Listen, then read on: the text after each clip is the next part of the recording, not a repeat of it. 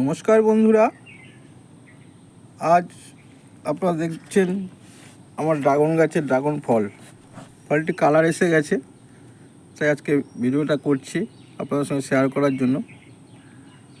আপনারা দেখছেন সোনালী গার্ডেনিং, আমি দেবাশিস।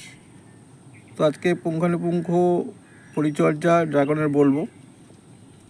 ড্রাগনের মাটি কীরকম হবে, টব কীরকম সাইজের হবে বা কী সাইজের হলে ভালো হতে পারে, কি পরিচর্যা অর্থাৎ কী সার প্রয়োগ করব, কীভাবে জল দেবো, টবের ড্রেনেজ ব্যবস্থা কী করব, সেই নিয়ে আপনাদের সঙ্গে একটা ভিডিও তৈরি করে আপনাদের শেয়ার করছি। তো আমি যেভাবে গাছ করে থাকি সেইভাবেই আপনাদের সঙ্গে শেয়ার করছি। তো আমি এটাকে বসিয়েছি একটা প্লাস্টিক ড্রামে। 20 লিটারের যে প্লাস্টিক জলের বোতল বাজারে পাওয়া যায়, সেই প্লাস্টিক ড্রামকে কেটে বসিয়েছিলাম। শুধুমাত্র মাটি আর গোবর আর সঙ্গে কিছু বালি। তো বলে রাখি, এর পরিমাণটা 40% মাটি, 40% কম্পোস্ট সার হিসাবে আমি গোবর সার ব্যবহার করেছিলাম। আপনার যে কোনো কম্পোস্ট সার ব্যবহার করতে পারেন, সেটা হতে পারে ভার্মি কম্পোস্ট, সেটা হতে পারে কিচেন কম্পোস্ট, যে কোনো কম্পোস্ট ব্যবহার করতে পারেন। তো 40 ভাগে আমি মাটি এবং কম্পোস্ট সারকে ব্যবহার করেছিলাম, আর 20% হিসেবে বালি দিয়েছিলাম।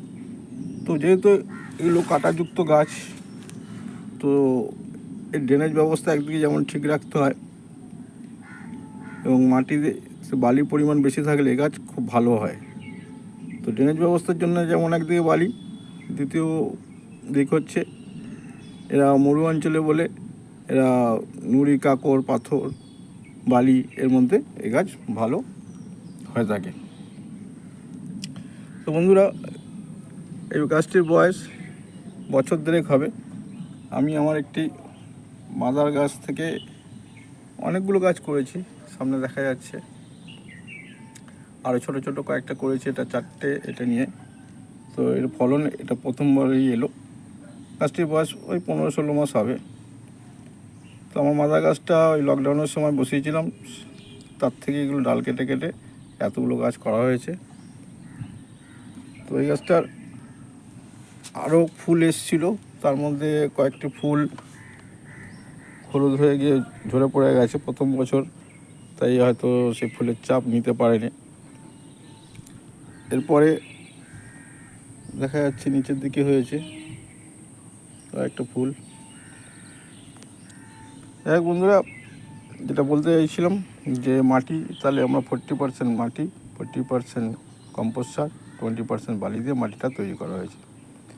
আর টব হিসাবে যে কোনো টবই আপনারা নিতে পারেন, প্লাস্টিক টব বা মাটির টব। টবের সাইজ যে খুব বড় নিতে হবে তা নয়। আমরা তো আর কমার্শিয়ালভাবে করছি না যে প্রচুর ফলন দরকার। তো প্রচুর ফলন দরকার যাদের, তারা বড় ড্রামে, প্লাস্টিক বড় ড্রামে করতেই পারেন, অসুবিধা নেই। আমরা ছোটো ড্রামেই করবো, ছোটো ড্রামেই ফলন হবে। এবং এতে সার হিসেবে তাহলে কিছুই দেবো না, নর্মালি বসাবো। তারপর গাছ বেড়ে উঠলে আমরা মাসে একবার করে আমরা মিক্স খাবার ব্যবহার করব। মিক্স খাবারটা কি? হাড় গুঁড়ো, শিংকুচো, নিমখোল, সর্ষে খোল, আর ভার্মি কম্পোস্ট বা কিচেন কম্পোস্ট বা গোবর কম্পোস্ট মিশিয়ে যে মিশ্র সারটা আমরা তৈরি করি, সেই মিশ্র সারটা 2 মুঠ করে টব অনুযায়ী, আমি যেহেতু এই 20 লিটার জলের বোতল করেছি, তো ওই 20 লিটার জলের বোতলের জন্য আমি 2 মুঠ করে ব্যবহার করে থাকি। অতিরিক্ত ফলন পেতে হলে যেই সময় ফুল আসবে, অর্থাৎ এপ্রিল মাস করে আমরা এই গাছে প্রয়োগ করতে পারি পটাশ জাতীয় খাবার। তো পটাশ জাতীয় খাবার আমরা জৈবভাবে যদি দিই, কলার খোসাকে ভিজিয়ে সেই জলটা দিতে পারি, বা কলার খোসাকে শুকনো করে তাকে ডাস্ট করেও আমরা ব্যবহার করতে পারি। তো এইভাবে জৈবভাবে কলার চোকলা দিয়ে আমরা পটাশের ঘাটতি পূরণ করতে পারি। যারা রাসায়নিকভাবে করবেন, তারা বাজারে যে পটাশ পাওয়া যায়, লাল পটাশ, এই পটাশ ব্যবহার করতে পারেন। এই টবের জন্য 2 চামচ হিসাবে ব্যবহার করতে পারেন। তো আমরা যেহেতু নিজেদের গাছের ফসল নিজেরা খাবো, তো ভেজাল কেন দেবো, রাসায়নিক সার কেন ব্যবহার করব? তো সারমুক্ত ফল খেতে হলে আমরা রাসায়নিক পটাশ না ব্যবহার করে আমরা কলার চোখলাকি ব্যবহার করব। তো আমি তাই করেছি, তো এইভাবে করে থাকি। তো আপনারা এইভাবে জৈবভাবেই করবেন। এবার গাছে জল এতে না দেওয়ার মতোই। গোড়া মাটি যদি একদম শুকিয়ে যায় তবেই এই গাছে আপনারা জল প্রয়োগ করবেন। এই গাছ জল খুব একটা পছন্দ করে না। 3 দিন 4 দিন ছাড়া জল দিলে কোনো অসুবিধা নেই। এমনকি গরমকালেও 3 দিন 4 দিন ছাড়া আপনি দিতে পারেন। তো জল খুব বুঝে দিতে হয়। আর এই গাছের থেকে কিভাবে নতুন চারা গাছ তৈরি করা যায় সেটা আপনাদের জানাচ্ছি। যে ডালগুলো বৃদ্ধি পাচ্ছে না, মাথাগুলো মুড়ে গেছে, অর্থাৎ গাছ আর সেখান থেকে কোনো শাখা বা ডাল নেমে না, এই ধরনের ডালগুলোকে আমরা নিচের দিকের অংশ থেকে কেটে দেবো। কেটে সেই গাছকে আমরা রোপণ করব। দিন 20-25 পরেই সেখান থেকে আমরা দেখতে পাবো নতুন গাছ জন্মেছে। এই নতুন গাছ করার সময় খেয়াল রাখতে হবে যে কোন সময় করব। এটা সবচেয়ে উত্তম সময় হচ্ছে বর্ষাকাল, অর্থাৎ এই সময় জুন জুলাই সময় আমরা এই গাছের কাটিংগুলোকে বসিয়ে দেবো। তবে আমি অনুরোধ করব যে যারা নতুন বাগানি, ডাল চিনতে আপনাদের হয়তো অসুবিধা, কোন ডালটা কাটবেন না।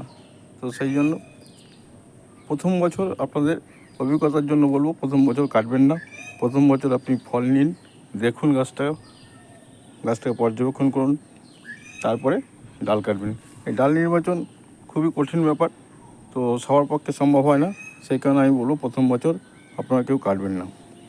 আর যখন ডাল কাটবেন অবশ্যই সেখানে স্যাপ ফাঙ্গাসিস হিসাবে আমরা ব্যবহার করব, কেননা এই গাছের একটা রোগ হয় যেটা হচ্ছে ফাঙ্গাস।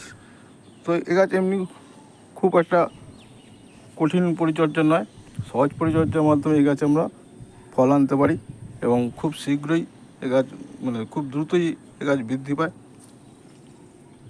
এই গাছগুলো আমার 7-8 মাসের গাছ, আমি প্লাস্টিক ড্রামে বসিয়েছি, ওই কাটিং থেকেই বসিয়েছি। তো আপনারা এইভাবে গাছ করুন। এই গাছের ফল খুব সুস্বাদু ফল এবং স্বাস্থ্যের পক্ষে খুব উপকারী ফল। বাজারেও এর মূল্য যথেষ্ট আছে। তো আমরা এই ধরনের গাছ করব এবং জৈবভাবে করব এবং নিজের পরিবারকে এই ভেজালমুক্ত ফল খাওয়াবো। তো আপনারা এইভাবে গাছ করুন, আমি এইভাবে গাছ করি, তো আপনার সঙ্গে সেটাই শেয়ার করলাম। ধন্যবাদ।